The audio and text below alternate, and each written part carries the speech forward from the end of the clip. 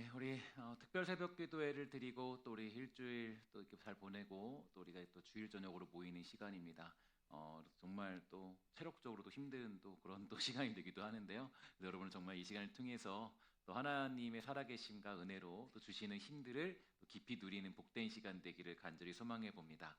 우리는 계속적으로 소요리 문답 강해를 나누고 있습니다. 소요리 문답 강해를 제가 설교하고 준비하면서 느끼는 것은 어쩌면은 이 설교가 이 주일의 낮설교도 굉장히 저에게는 이제 큰 부담이 될 때도 있고 또 힘을 또 여러 가지 것들을 기울여서 설교를 준비해야 되지만 또 이 교리 설교를 준비한다라는 것은 이제 또 저에게는 많은 시간과 생각들이 할애된다는 생각이 들 정도로 제 마음속에 부담과 열심히 하려고 하는 그런 노력들이 더 크다라는 생각을 또 하게 됩니다. 그만큼 우리 성도님들도 이제 이 말씀을 들을 때 조금 더 부담감을 가지시고 또 여러분들의 신앙을 잘 정립하는 마음으로 또 이 자세로 임해 주신다면 아마도 여러분들의 신앙이 한층 더 성숙되고 업그레이드되는 그런 시간이 될 수 있을 거라고 생각합니다. 지난 시간까지 우리는 이 나라는 존재의 이유를 확인하게 되었는데요. 우리는 그저 흘러가다가 사라지는 존재가 아니라 하나님의 주권적인 계획 속에 창조된 목적이 있는 존재라는 사실을 여러분 배웠죠.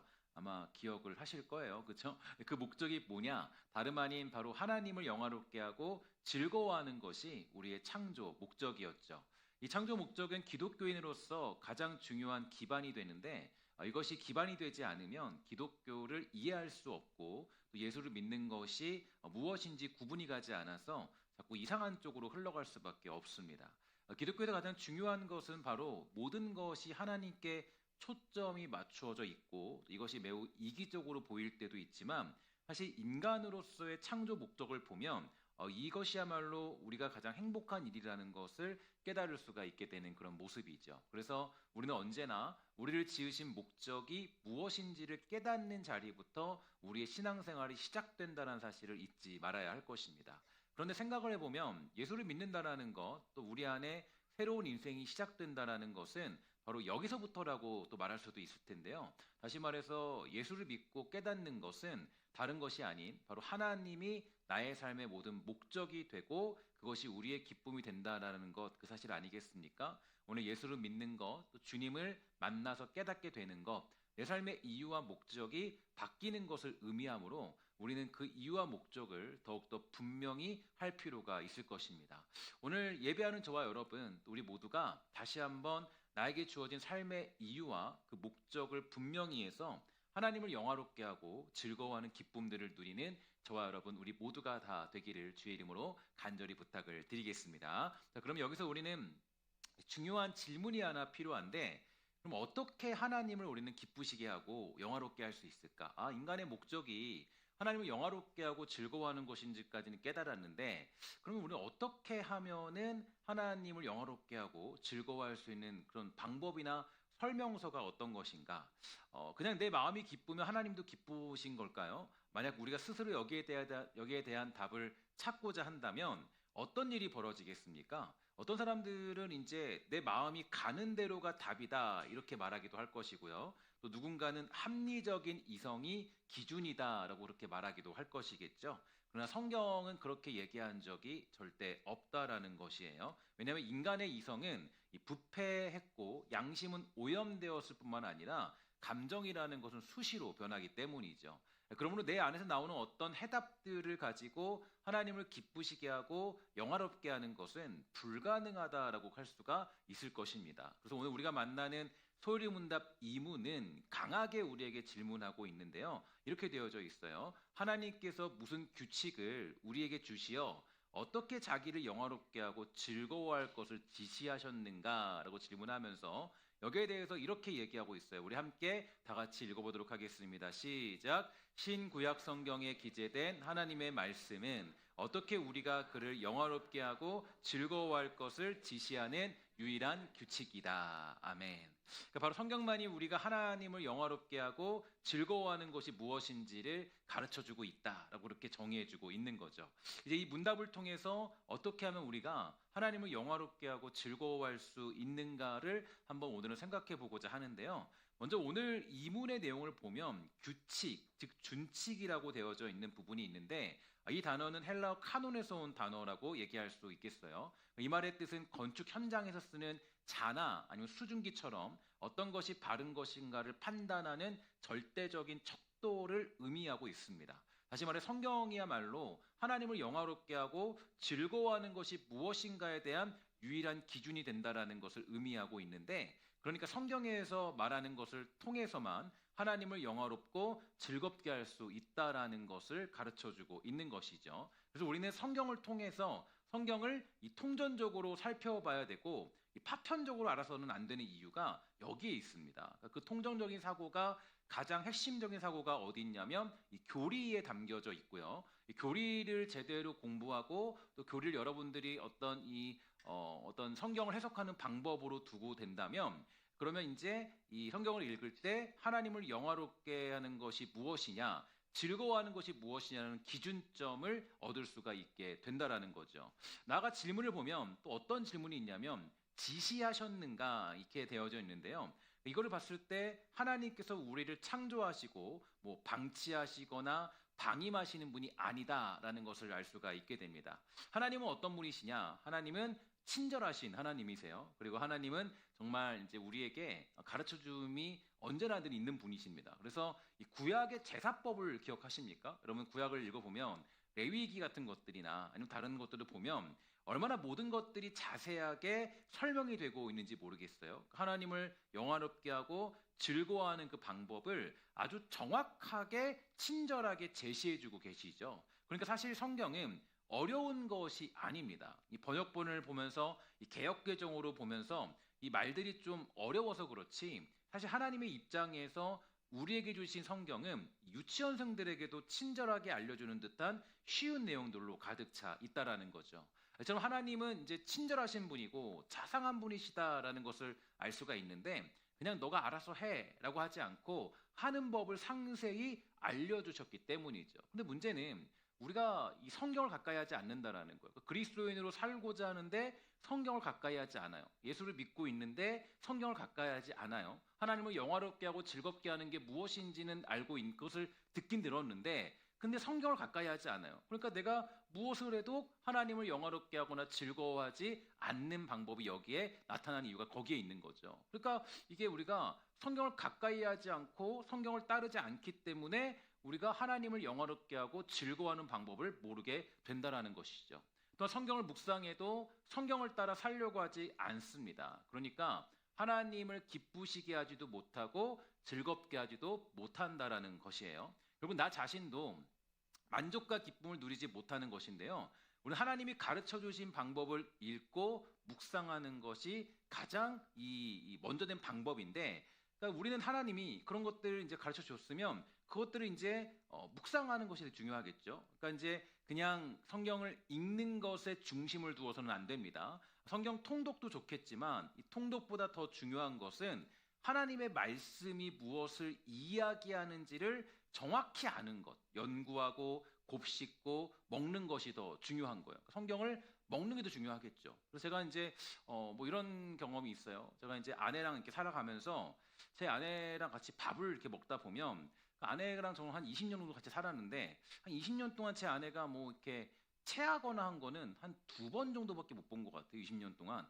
저는 한 100번은 체한 것 같거든요. 100번 체한 것 같은데, 그러니까 왜 그런가 보냐면 아내는 이제 정말 컨디션이 너무 안 좋았을 때는 막 배가 아프고 힘들 때도 있어요.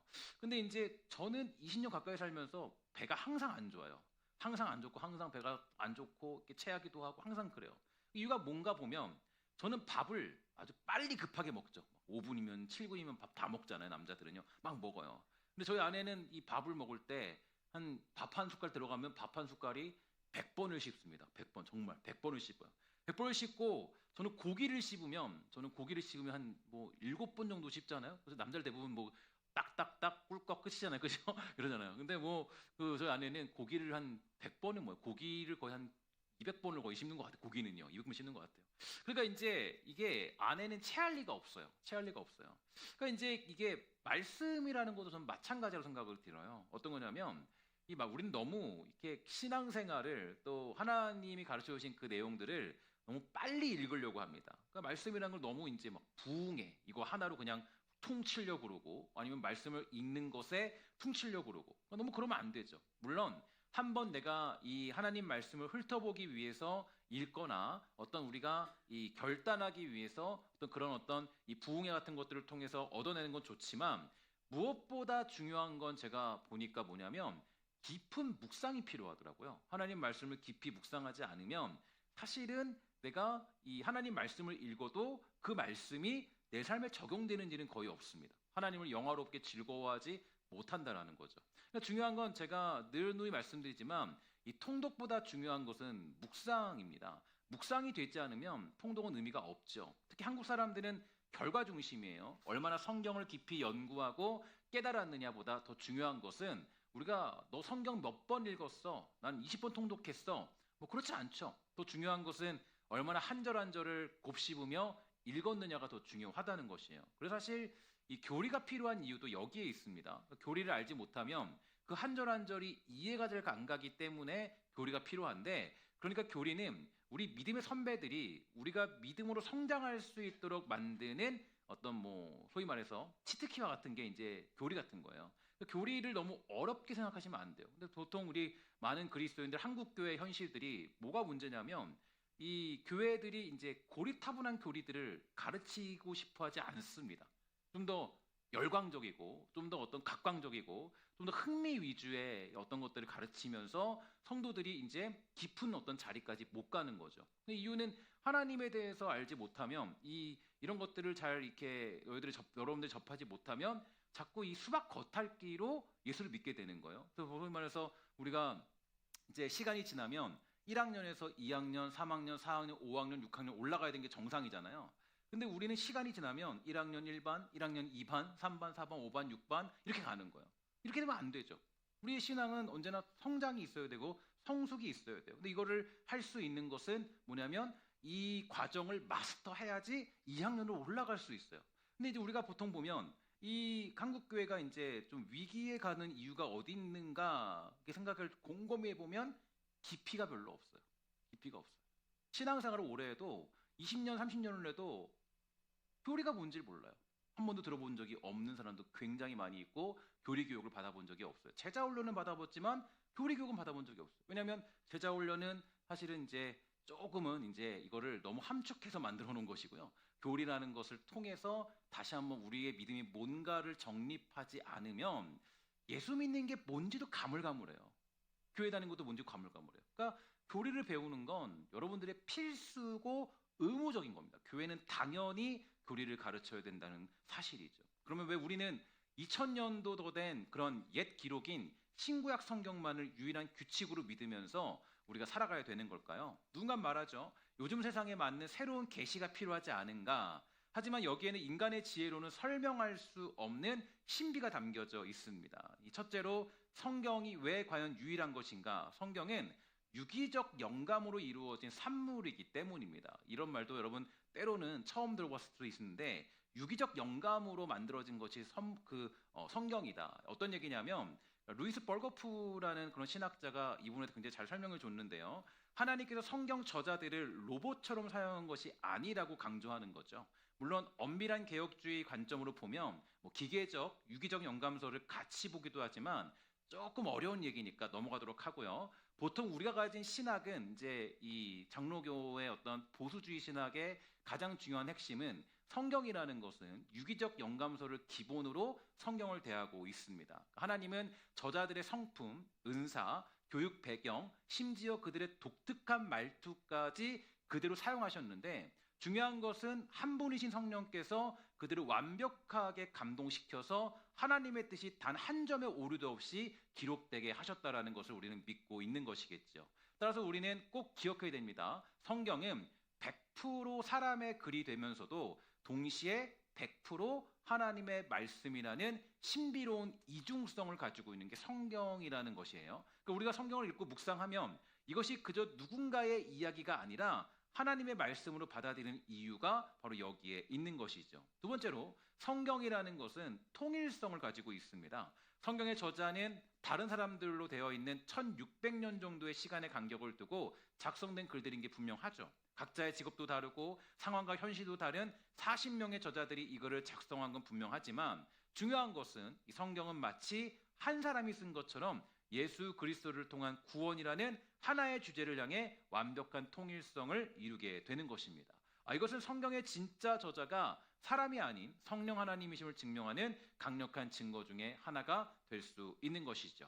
이처럼 성경은 우리가 하나님을 섬기는 유일한 준칙이요 규칙이 될 만한 충분한 근거들을 여러 곳에서 가지고 있는데 중요한 것은 우리가 이 준칙이 아닌 내 마음대로 하나님을 섬기고자 한다면 그것은 무엇보다 큰 문제가 벌어질 수밖에 없는 것이에요. 사무엘하 6장 3절부터 7절을 보면 다음과 같이 이야기해주고 있습니다. 그들이 하나님의 궤를 새 수레에 싣고 산에 있는 아비나답의 집에서 나오는데 아비나답의 아들 우사와 아요가 그 새 수레를 모니라. 그들이 산에 있는 아비나답의 집에서 하나님의 궤를 싣고 나올 때에 아요는 궤 앞에서 가고 다윗과 이스라엘 온 족속은 잣나무로 만든 여러 가지 악기와 수금과 비파와 소고와 양금과 재금으로 여호와 앞에서 연주하더라. 그들이 나곤의 타작마당에 이르러서는 소들이 띠므로 우사가 손을 들어 하나님의 궤를 붙들었더니 여호와 하나님이 우사가 잘못함으로 말미암아 진노하사 그를 그곳에 치시니 그가 거기 하나님의 궤 곁에서 죽느니라.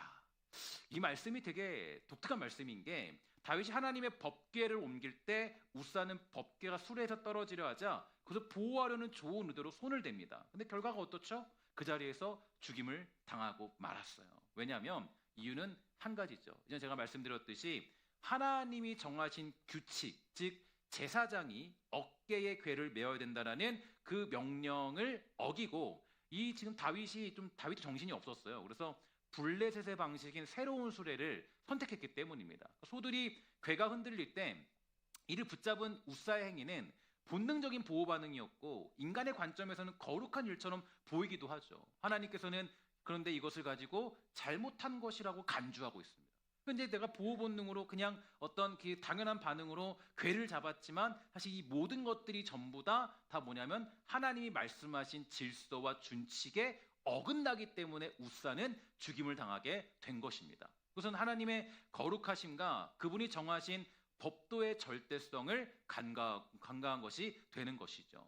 그러면 우리가 이 사건이 우리에게 주는 교훈이 굉장히 큽니다. 왜 크냐면 우리가 하나님을 섬길 때 또 예배할 때도 마찬가지고 우리가 내 마음과 감정대로 하나님을 섬길 수 없다라는 거예요. 성경이 말하는 내용으로 섬겨야 되지 내가 내 생각대로 내가 주장하고 싶은 대로 내가 하고 싶은 대로 하나님을 섬길 수 없다라는 거예요. 그러니까 하나님을 향한 뜨거운 열심보다 더 중요한 것은 하나님이 말씀하신 규칙 안에 있는가. 그래서 우리는 성경의 규칙과 그 준칙에 따라서 하나님을 영화롭게 하고 즐거워하는 자리에 있어야 되는 것이고 그것을 따를 때 비로소 우리 역시 그 영광의 자리에 참여할 수가 있게 되는 것입니다.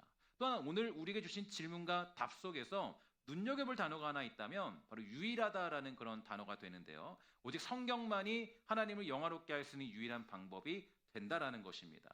많은 사람들이 가장 많이 속아 넘어가는 것은 성경적이지 않아도 내 마음이 평안하면 내 생각이 좋으면 그게 좋은 것이다라고 생각할 때가 많이 있어요. 그러나 루이스 뻘거프가 분명히 말해주고 있죠. 인간이 타락함으로 인해서 자연, 즉 일반 계시를 통해서 하나님을 아는 지식이 왜곡되었다 이렇게 얘기해주고 있는데 즉 우리의 생각과 감정, 일반적인 계시들로는 절대로 하나님을 기쁘시게 할 수 있는 방법을 가질 수 없다라는 것입니다. 성경을 제외하고 내가 하나님을 영화롭게 하거나 즐거워하는 일은 존재하지 않는다. 정확하게 얘기해주고 있죠. 그래서 성경에 근거하지 않고는 성경을 통과하지 않고는 그렇게 할 수 있는 방법이 없다라는 거예요. 오직 우리는 성경이라는 안경을 썼을 때만 유일하게 하나님을 기쁘시게 하고 영화롭게 할 수 있는 것 아니겠습니까? 그러니까 우리는 성경을 깊이 묵상하고 교리를 공부하는 것이 얼마나 중요한 것인지 잘 아시겠죠? 저는 그래서 이 목회 방법을 이렇게 정리했는데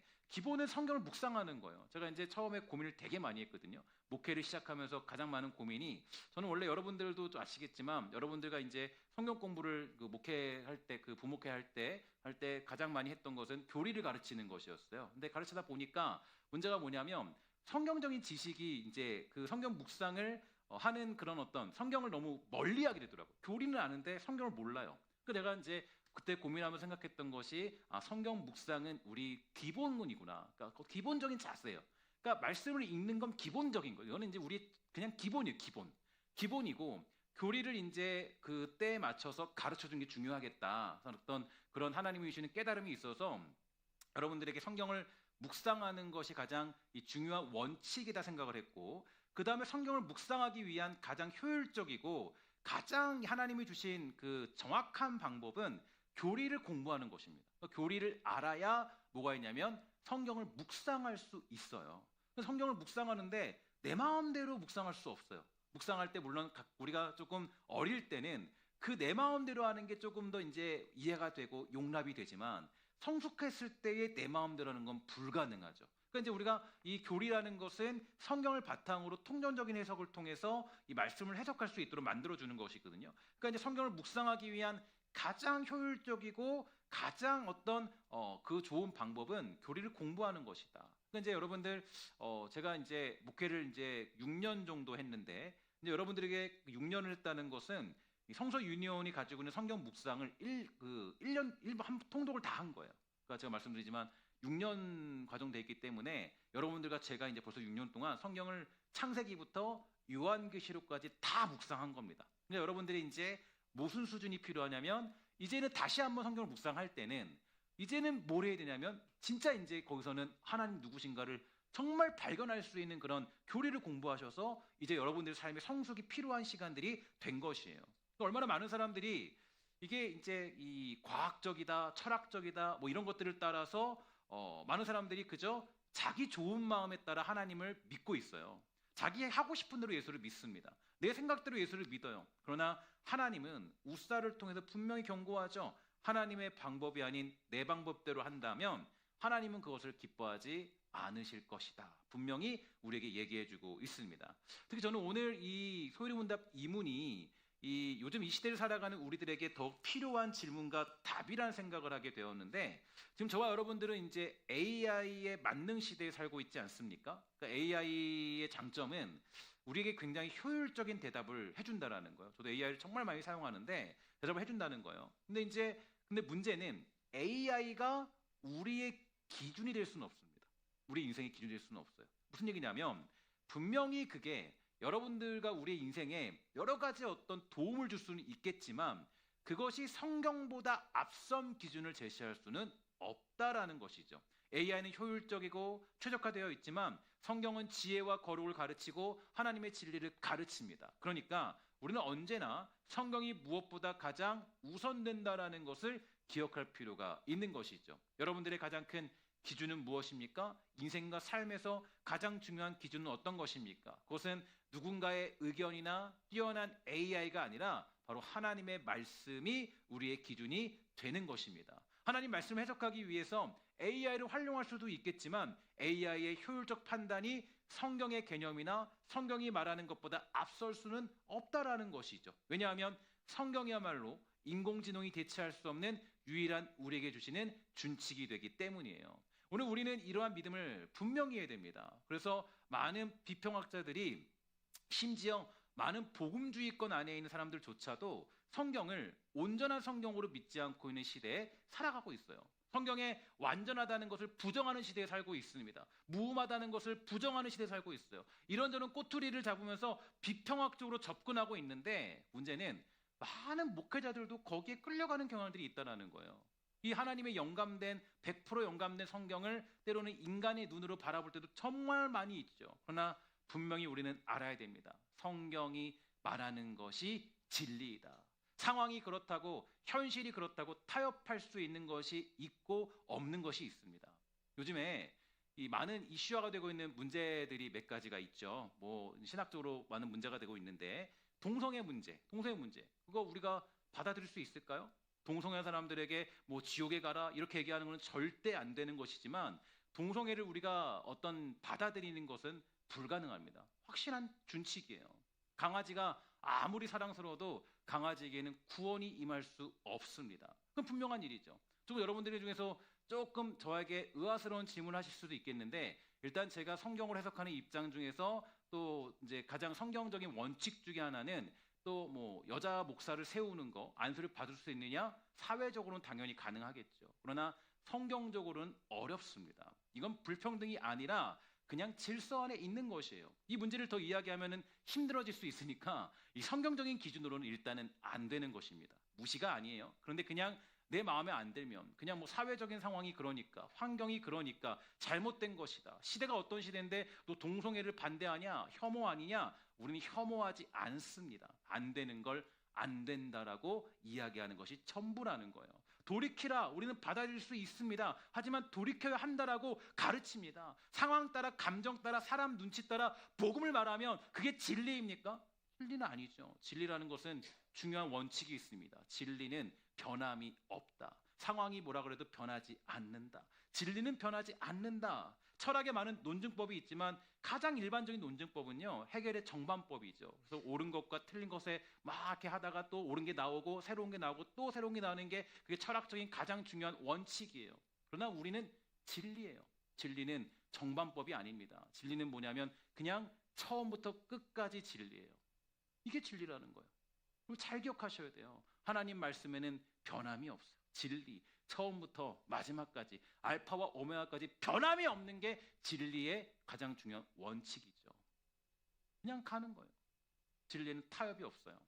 그래서 우리는 이 시대를 살아가는 그리스도인에게 소요리 문답의 이문의 질문이 굉장히 중요하죠. 쉽게 말해서 이겁니다. 당신은 성경이 인생의 가장 중요한 기준이고 준칙이라는 것을 믿고 있습니까? 네, 우리는 맞습니다. 성경만이 그 어떤 것보다 가장 중요한 규칙이고 준칙이라는 것을 기준이라는 것을 우리는 믿고 있습니다. 그럼 우리는 성경이 유일한 규칙이라는 것을 알고 있다면 어떻게 살아야 되는 걸까요? 구신문에 보면 이런 게 있는데요. 제가 질문하면 답해 주시기 바랍니다. 하나님의 말씀을 어떻게 읽고 들어야 구원에 효력이 있습니까? 시작. 부질없는가 마음의 준비와 기도로 말씀에 임하고 믿음과 사랑으로 받아들여 마음에 간직하며 생활로 실천해야 합니다. 아멘. 성경을 읽을 때는 당연히 필요한 게 부지런함과 준비와 기도예요. 아침에 한 장 읽고 오늘은 행복하겠지라고 생각하는 것이 아니죠. 늘 하나님의 말씀을 진지하게 받아들이면서 그것을 통해 주의 말씀을 듣기 위해 성령의 조명하심을 구해야 됩니다. 베레아 사람들처럼 날마다 성경을 상고하는 행위가 있어야 돼요. 또한 성경을 지식적으로 대하는 것이 아니라 믿음과 사랑으로 하나님이 가르쳐 주신 진리의 내용들로 받아들여야만 하는 것입니다. 성경을 이론적으로만 대하는 것이 아니라 실천적으로 대해야 돼요. 성경의 준칙을 알고만 있는 것이 아니라 여러분 직장에서 가정에서 사랑을 실천하는 삶으로 드리는 예배의 준칙으로 드려야만 할 것입니다. 자, 이제 우리 다시 한번 1문과 2문을 다시 정리해 보도록 할게요. 한번 제가 이 괄호 넣기를 넣어봤는데 한번 잘 찾아보세요. 자, 제 1문입니다. 목적. 하나님을 뭐 하는 거예요? 하나님을 예, 영어로 아래 다 답을 써줘가지고 예, 써주시면 안 되는데 다음번에 할 때 써주시면 안 돼요, 그죠? 하나님을 뭐 하고요? 영화롭게 함, 즐겁게 함. 이게 이제 인생의 목적이었어요. 그 목적이죠. 자, 그럼 2문. 자, 이제 그럼 어떻게 하면 우리가 이것을 영화롭게 하고 즐거워할까? 자, 2문을 보면 이렇게 되겠어요. 자, 성경이죠. 성경. 그 다음에 뭐예요? 하나님의 말씀. 즉 구체적인 이것이 실행 지침이라는 거예요. 그러니까 이제 결국 하나님을 영화롭게 하게 즐거워하고 하는 방법은 유일하게 딱 한 가지인데 하나님의 말씀만이 유일한 준칙이라는 거예요. 이거는 명확한 우리에게 주신 진리라는 거죠. 내가 감정대로 하나님 섬길 수 없고 갑자기 내가 뭐 음성 들었다고 그걸로 하나님 섬길 수 없어요. 가장 중요한 것은 모든 것들이 성경 안에 다 검증이 되어야 돼요. 되게 중요한 메시지예요. 여러분 우리가 이 시대를 살아갈 때 얼마나 성경을 무시하는지 모릅니다. 예수를 믿으면서 가장 큰 문제가 어딨냐면 성경을 무시해요. 예수를 믿는데 성경을 묵상하지 않아요. 하나님의 뜻이 무엇인지 잘 보지 않아요. 우리는 하나님 영화롭게 하고 즐거워하려면 하나님 말씀을 가까이 해야 되죠. 여러분 정말 성경이야말로 우리가 하나님을 영화롭게 하고 즐거워할 수 있는 유일한 준칙이요 규칙이라는 사실을 잊지 마시기를 주의 이름으로 간절히 부탁을 드리겠습니다. 성경을 여러분 깊이 읽으십시오. 말씀을 깊이 묵상하세요. 그 말씀을 묵상할 때 우리 믿음의 선배들이 아주 성령의 역사에 따라서 아주 온전하게 정리해준 그 교리를 따라서 하나님의 말씀을 해석하고 그것을 가지고 살아간다면, 그러면 여러분들이 하나님을 영화롭게 하고 즐거워하는 그 자리에 있으므로 여러분들이 더 큰 기쁨을 누리는 즐거움과 은혜가 생겨나게 되는 줄 믿습니다. 성경을 배우시고 성경의 지시에 따라 하루하루를 살아가십시오. 지식으로만 두지 마세요. 삶의 유일한 준칙이자 인생의 나침반으로 삼으십시오. 성경이야말로 변하지 않는 진리다, 유일한 인생 길라 잡이다 라는 것을 믿음으로 고백하셔야 됩니다. 존 파이퍼 목사님은 일문과 이문을 대하면서 기독교 희락주의라는 말을 사용했는데요, 하나님을 즐거워하는 것과 성경이라는 규칙을 연결하는 지점에서 이렇게 얘기해주고 있습니다. 하나님은 우리가 그분 안에서 가장 큰 만족을 누릴 때 우리를 통해 가장 큰 영광을 받으신다. 다시 말해 성경은 지루한 법전이 아니라 하나님의 아름다움을 발견하는 통로라는 거예요. 그래서 우리는 성경을 통해서 기록된 하나님의 성품을 즐거워하고 만끽하는 자리에 있어야 되겠죠. 우리는 의무감 때문에 성경을 읽는 것이 아니라 성경, 세상이 줄 수 없는 무한한 만족이 그 말씀 안에 있음을 발견했기 때문에 갈급함으로 나아가는 것이 되는 것입니다. 사랑하는 여러분, 루이스 뻘코프는 교회가 성령의 인도하심 아래 진리의 기둥이자 터로서 자신의 특권을 깨달아야 된다라고 역설해 주었습니다. 오늘날의 교회는 다시금 옛적 길, 즉 성경의 권위와 교리의 정석으로 돌아가야 돼요.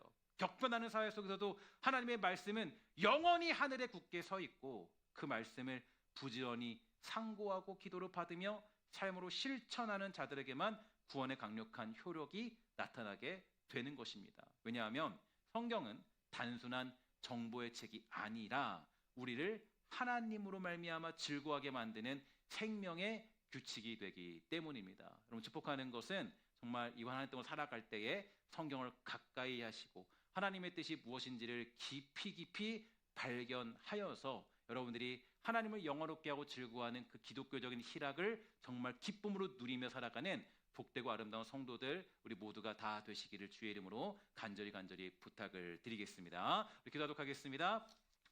사랑의 아버지, 감사합니다. 이 땅 살아갈 때 우리를 불러주시고 우리가 정말 주의 말씀을 사모할 수 있도록 주여 돌보아 주시옵소서. 하나님, 우리가 성경 안에서 하나님을 즐거워하고 성경 안에서 하나님이 누구신가 고백하며 성경 안에서 하나님을 영화롭게 하는 그 자리에 있도록 주여 돌보아 주시옵소서. 모든 말씀 예수 그리스도의 이름으로 간절히 기도합니다. 아멘.